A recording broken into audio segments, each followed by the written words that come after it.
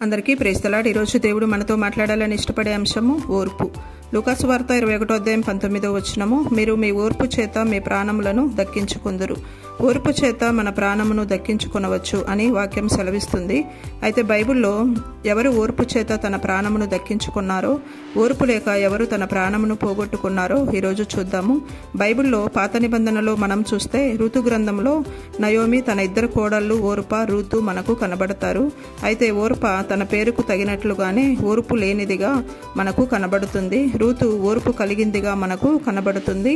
ఋతు గ్రంథము 1:6 వారికి ఆహారం ఇచ్చుటకు యెహోవా తన జనులను దర్శించనని ఆమె మోయాబు దేశంలో వినెను గనుక మోయాబు దేశం విడిచి వెళ్ళుటకై ఆమెయు ఆమె కోడన్రును ప్రయాణమైరి.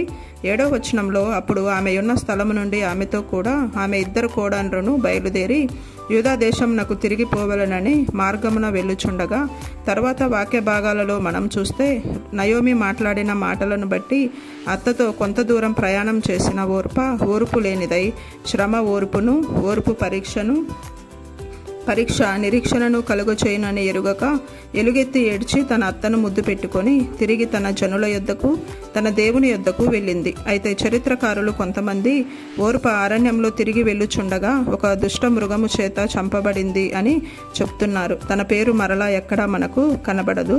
చూశాం కదా, ఓర్పు వలన తన ప్రాణములను దక్కించుకొనవచ్చు.